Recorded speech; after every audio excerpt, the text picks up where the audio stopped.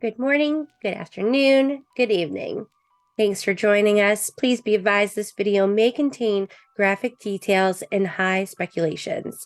This video is for entertainment and educational purposes only. Please do your own research to come to your own conclusions. So today I kind of wanted to go over some updates. Let me just get this going for you guys. See? There had been talks swirling around YouTube about the FBI letter that Stephen Smith's mother had written. So there's a lot of creators out there that have already come out and read the letter word for word. I'm just going to briefly talk about it. As we have discussed in previous videos, Stephen Smith had died on July 8th, 2015. Originally, Stephen's family had been told that their son was killed by gunshot when he ran out of gas. This quickly changed to a hit-and-run accident decision. Sandy, Stephen's mother, from day one, had not believed the answers she was receiving from the investigation. After some shady, questionable rumors and incidents, this caused her much concern to want to reach out and request help from FBI.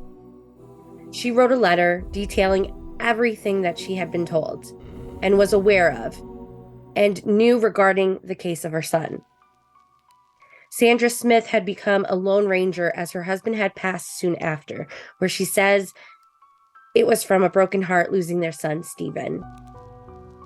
At this time, that was another reason why she sought out help elsewhere.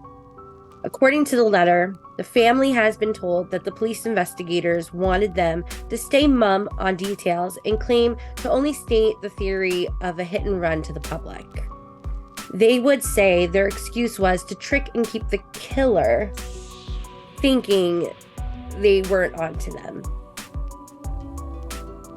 Like we have mentioned before, Randy Murdaugh, the brother of Alex, had contacted the Smith family and offered to help them pro bono as a liaison between them and the investigators on the case, of course. Eventually, after a couple of interactions, he stopped talking and returning their calls, which not only left them with fish out of water type of situation, but also left them with more concern and more questions than ever. Just obviously didn't seem right. In the letter, she continued to state reasons why it seemed more of a homicide and that he was murdered. Sandy sadly explained that his upper face side of his head was so badly beaten that they had to rebuild it with putty prior to the funeral. Stephen's twin sister, Stephanie, had been approached multiple times with rumors that Randy's nephews were involved. So that would be Buster, Paul Murdaugh. The most common rumor and story was that Buster and some friends were out smashing mailboxes and came upon Stephen and seized the opportunity to strike him with a baseball bat. The family had noticed Stephen had become slightly secretive the past couple of weeks prior, and they had been aware he had a relationship with someone that was from a prominent family and a young man who was hiding his sexuality from his family and peers. Excuse me. Now, from previous information made public, it has been said they were classmates in high school and had known each other from interaction of tutoring, where Stephen had helped Buster in the past. Oddly enough, apparently, Buster's younger brother, Paul, had a classmate that told school officials that Buster was the murderer. Soon after this happened, Paul was moved to a different and private school. Going back into details of the FBI letter, Sandra had gone on to explain that they were told they had no access to Stephen's phone and would have to send it to Apple to overwrite the security features.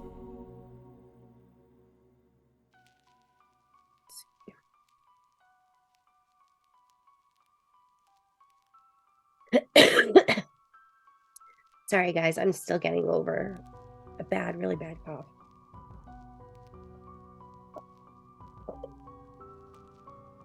They eventually found out this phone was never sent to Apple. And Stephen's mother feared that investigators close to the Murdaugh family might have already deleted data. Yeah, I'd be worried about that too. Another concern that was mentioned was that shortly after this event, Buster had changed vehicles and no longer owned the vehicle that he had at that time, which could have had traces of DNA or possible clues to Stephen's case. There also were 2 witnesses at the autopsy that were present, and neither of them made any mention of a car possibly striking Stephen. Nothing to suggest a hit and run. She continued to express her worry and need for someone who is not afraid of the Murdaugh name to take the challenge and find justice for Stephen. If you'd like to hear more about the letter word for word, check out Justin for All. He goes over the letter in close detail on his channel, and I will put a link down below in the description area to that so you guys can check him out. Now, do you guys think the Murdaughs were involved? Or if so, how do you think they were? Who do you think was involved? Tell me in the comments down below, and I'll see you in a new video real soon. Thanks.